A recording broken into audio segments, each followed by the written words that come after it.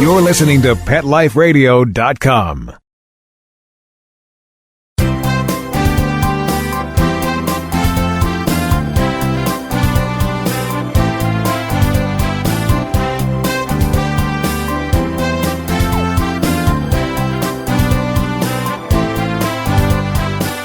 Well, hello, everybody, and thanks for joining us once again here at Ask the Vets with Dr. Jeff here on Let's Talk Pets on Pet Life Radio, where I am here for you. I am here to answer your questions about your pets, and you can reach us one of two ways. Either send me a quick email to drjeff@petliferadio.com, or easier, 877-385-8882, and we're here to answer your questions about your pets. Dogs and cats are my favorites. However, if you have a question about anything, ask it. We'll go ahead. I will get you an answer, and we'll talk about it next week on our show. We're here every Thursday, 1 p.m. Pacific Time, 4 p.m. Eastern Time. And I want to thank our sponsors, ProSense Pet Products and Walmart. And ProSense is a line of pet products geared to the consumer, by the vet, but for the consumer. So the only place you're going to get products of this quality would be from your veterinarian. But we wanted to bring you things that you can use and you can find conveniently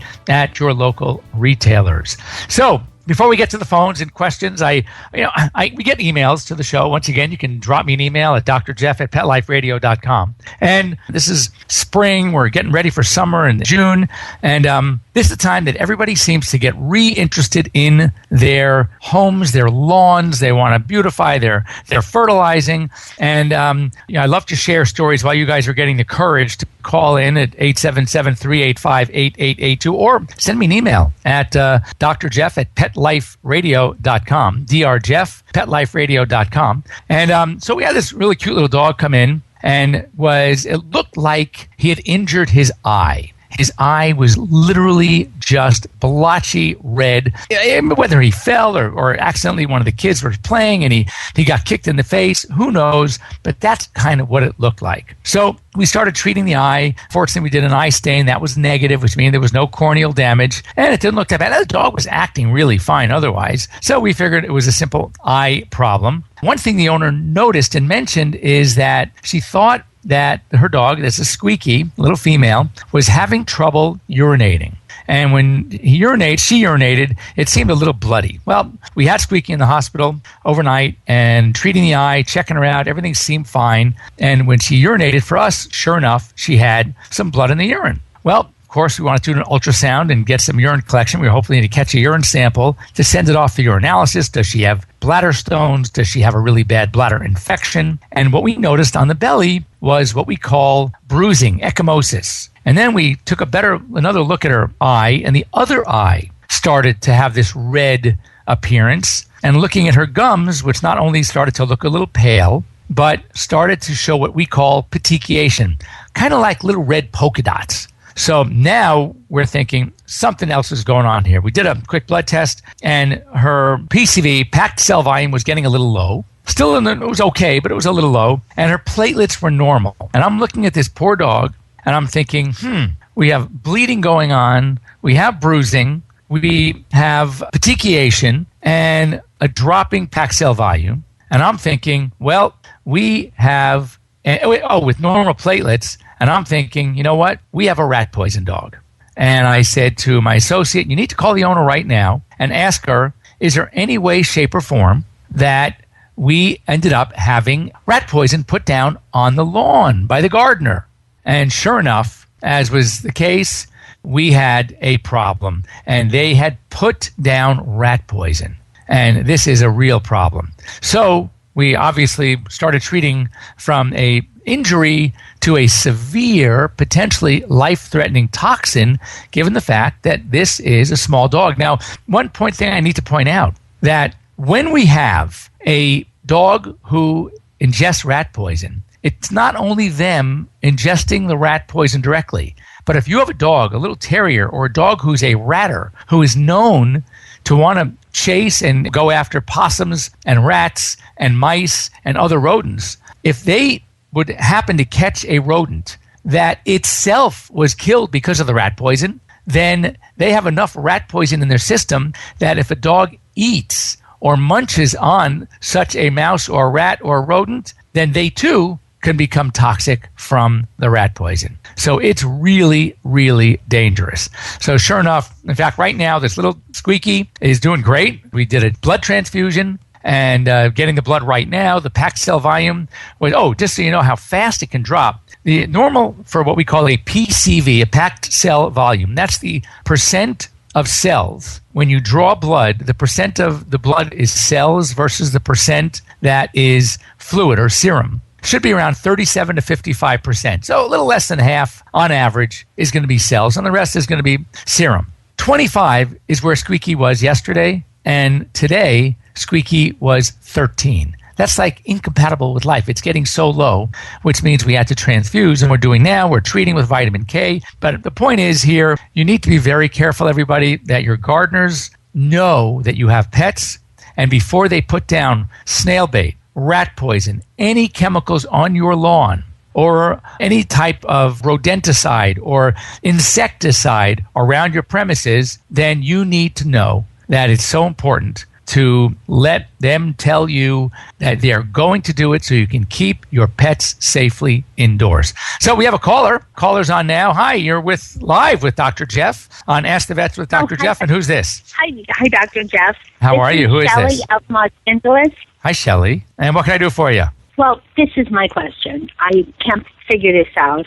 I have a small dog, and he's grown up with this rather large cat. And I know that cats have certain, things that they do. Like if you tickle them by their tail, they raise their butt up. I don't know why they do that, but they do that. My dog does the same thing. Why is that? All right, so it's a boy dog. Yes. Right? Because he's a male. So, first of all, cats do it, and usually more so if you think I would imagine your spayed, is it a spayed female or a male, your cat? They're both males. Both males. Well, first of all, they enjoy it. And when you start rubbing their back ends, in fact, one way when you have a female cat, and this is before she's spayed, and you rub their butt end during that special time of season, oh my God, they're going to be throwing up their butt in the air. They're going to be moving the tail to the side and basically saying to the male, come and get me. Female dogs that are in season will do the same thing. When other dogs do it or cats do it, especially males, they love the feeling. They love to get scratched in the butt end, and they will it's almost like an endearing behavior. So they're, in essence, telling you, rub me more, I love that. And when they are doing that, that's one thing you should do is keep it up. Now, just sometimes animals that have skin problems will they'll twist and turn and they'll arch their back when you hit that spot. Sometimes they'll take one of their back legs and start lifting their leg and scratching. Then you know you have a dog or a cat that might be having some sign of allergy, some skin problem, and that might need to be addressed by your veterinarian. But if everything else is fine, they're not scratching otherwise, you're not seeing dry skin, you're not seeing any scabs or irritation or sores, and just when you hit that spot, they throw their butt up in the air, that's just making them feel good. So congratulations, you are doing what it is to make them feel good.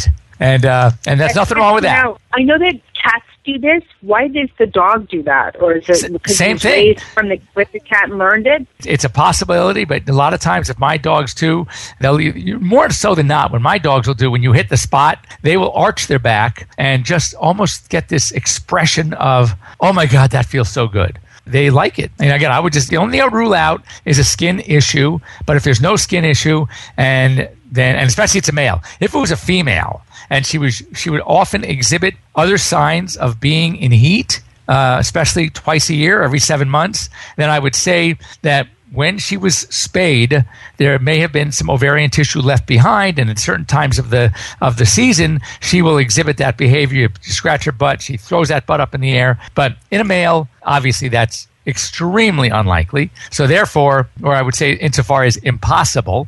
So I would say he just likes it. He thinks it feels good, and as long as it's no sweat off your back, if you know he feels good and he loves it, then keep doing it. Great. Thank you so much. You're very welcome. Thanks for listening. And tell your friends that if they have any pets and they want to get some free advice here on Pet Life Radio, to give us a call, just like you did, 877-385-8882. And you said you're from Los Angeles. I hope you are, as I am, enjoying our gorgeous weather. Oh, certainly am. Thanks, yes, Dr. good. Jeff. Bye-bye. Thank you, Shelley. Nice talking. Thanks for calling in. So you see, Shelley just called everybody. That means that's how easy it is. Pick up the phone or send me an email to Dr. Jeff, drjeff at PetLifeRadio.com. So having talked about this story with Squeaky and the rat poison, I brought along with me a list of common household poisons that everybody really should know about. We touched on the pesticides. So when you have any kind of exterminator company that comes to your house on a regular basis, make sure that they know that you have pets. And a lot of times, be really very careful when you buy things, like you buy the ant spray or you buy the roach spray or whatever it is that you're going to buy, the flea spray. Understand, even the garden pesticides and weed killers, make sure they are kept out of your pet's reach because they could be deadly. Other things, antifreeze. Now, any older antifreeze, believe it or not, has propylene glycol, which have a very sweet taste. Actually, the rules have been changed more recently. And interestingly, by a young girl, I think at the time she was 11, when her dog was poisoned by licking the antifreeze dripping from underneath a car radiator. And I think the dog passed away, and she was so shocked that anybody can manufacture a deadly chemical that had a sweet taste. And it does. It did. So she started petitions and lobby that ultimately became law that the manufacturers of antifreeze had to add bitters into their formulation so it would be objectionable to dogs and cats. But anything that's old on the market, it is very deadly. So you want to be careful. Certain household and garden plants can be dangerous. Aconite, azaleas, belladonna, buckeye, foxgloves, hyacinth, ivy, many lilies, nightshade, tulips are all potentially toxic, and the symptoms can range anywhere from vomiting and diarrhea, oral irritation, meaning irritation around the mouth or swelling around the mouth and throat, increased drooling, excessive thirst, increased heart rate. Many of our drugs, as you know, come from chemicals. So, and many of our poisons come from natural chemicals. A lot of our flea products, the pyrethrins, actually come from chrysanthemum. Some of our heart medications come from plants as well. So you have to be very careful because some of these, not only sometimes harmless, sometimes even helpful plants, when they are in large quantity, can be very, very toxic.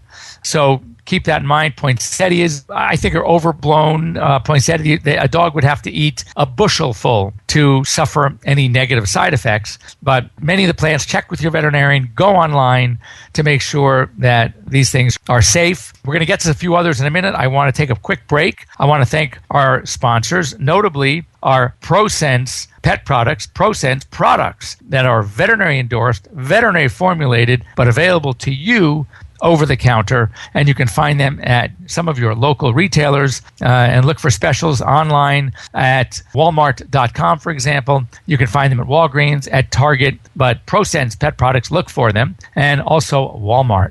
So we're going to take a quick break, and we'll be back in a few minutes. We'll be right back, right after these messages. Stay tuned. Dog Shelter Blues, the new novel by Mark Conkling. This hard-hitting story lights up the world of animal rescue with engaging characters and their pets, struggling with their own internal demons as they attempt to rescue innocent creatures that sometimes bring a mysterious transforming power to broken lives. Read the first chapter of Dog Shelter Blues free at dogshelterblues.com. Then come along a breathtaking journey that ends with an astonishing triumph of good over evil. Order your copy of Dog Shelter Blues today. Available at Amazon.com and BarnesandNoble.com. Hi, this is Tim Link, animal communicator and pet expert and host of Animal Rights on Pet Life Radio. Have you ever wanted to know what your pet is really thinking? Do you want to find out if they truly understand what you're trying to tell them? Ever wish you could build a better understanding and closer relationship with your pet? Well, now you can. Learning to communicate with animals is a 4-part on-demand workshop. In the workshop, you'll learn the essential techniques that are necessary to communicate with animals, including what is animal communication, breathing correctly to achieve the perfect state to communicate with your animals at a deeper level, using guided meditation exercises and method to communicate with animals, and how to send and receive information from your animals. So if you're wanting to learn how to communicate and connect with your animals at a deeper level, visit PetLifeRadio.com/workshop and purchase and download Learning to Communicate with Animals. You'll be glad you did. Are you crazy about cats? If so, check out The World is Your Litter Box, Deluxe Edition. This clever how-to manual for cats, written by a cat named Quasi, contains more laughs than should be allowable in one book, and is poignantly underscored by the combative yet loving relationship between Quasi and his human. The World is Your Litter Box, Deluxe Edition, is guaranteed to have you laughing your tail off. So, treat yourself to a copy today.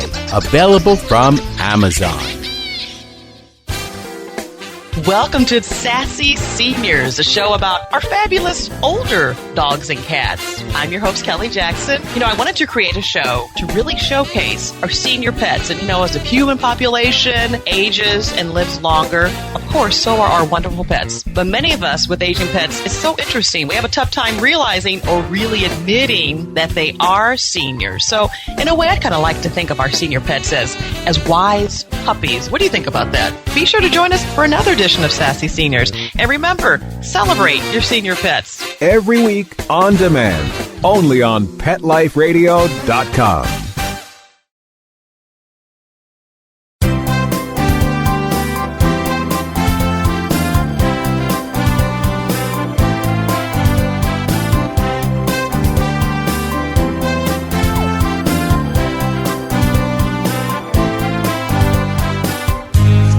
Well, welcome back to Ask the Vets with Dr. Jeff here on PetLifeRadio.com. And we are talking pets. And we're talking about some toxins and household poisons that we need to be aware of, as I'm treating little Squeaky for rat poison. But we have a caller, so hello. Who's on the line? Hi. Hi. Who's this? My name is Deborah. Oh, hello there. How are you? I'm fine, thanks. How are you? I'm doing well. What can I do for you? I have a question. Sure. For dogs. Is it safe to give them vegetables like carrots and like broccoli? Great question. And the answer is yes, but it all depends on the vegetable. We've got to remember one thing. First of all, carrots are great. Fruit like apples are great, but no skin. Broccoli is great. As you get to really leafy vegetables, however, things like beans, things like lettuce, celery, dogs don't have the same type of cellulase that we have that is used in the digestive process to break down these leafy vegetables. So they're not harmless at all, but they also are not digestible. So if they're chopped up into very small pieces, they're fine, but you might notice that you're going to see these small pieces coming out in the dog's stool. Whereas if they eat like large pieces of lettuce or celery, they might throw them up, not because they're poisonous, not because they're dangerous, but they have no way of really breaking them down. But other vegetables like potato, like green peas, like carrots you mentioned, broccoli, cauliflower, things that don't need that type of cellulase to break them down are actually really good. In fact, I recommend using carrots as little dog treats or little pieces of cut up apple as little dog treats because they do very well. Now, as far as fruits are concerned, whereas we all used to use grapes and feed grapes indiscriminately, we have now learned that there are some dogs that have a very bizarre idiosyncratic reaction to the grape skins and some of the prostaglandins in the grape skins, and therefore causing severe kidney damage. And therefore, we recommend to eliminate grapes, even as treats, or even if you knew your dog has been fine in the past, let's not take chances because we just don't know enough about it. So to be safe, we're now recommending no raisins, no grapes for our dogs. Now, I'm glad you called and talked about vegetables because one of the vegetables on my list of potential dangers are onions and garlic. And it seems that raw onions and raw garlic can be toxic to dogs because they have something in their cells. It's called thiosulfate that actually can cause a rupture, a breakdown of red blood cells, ultimately causing anemia. And for example, a lot of baby foods, veterinary hospitals love to feed dogs, and mostly puppies and kittens that are recuperating from disease, that aren't really eating much hard food, and sometimes don't even like their puppy or kitten food. We love to feed them baby food. In fact, I should have brought stock in some of the baby food companies. But one of the baby food companies, though not anymore, had onion powder in their food, and it was potentially causing problems. It's so funny, they took it out not because of the potential danger to babies. They took it out because they found that veterinary hospitals were using their food galore to feed puppies and kittens, and it was dangerous. So they now have removed onion powder from their food. So we felt pretty good about that, actually, because I can't imagine that we want our little babies to be eating onion powder anyway. So onion and garlic is a no-no, as of course I did mention the raisins and grapes. And let me give you one more vegetable that is interesting because it's definitely a volume-related problem, and that's avocado. And, it's funny, when we started talking about avocados, being poisonous, it's actually a fruit, not a vegetable, because it does grow on trees, but everybody considers it often a vegetable, but it's a fruit.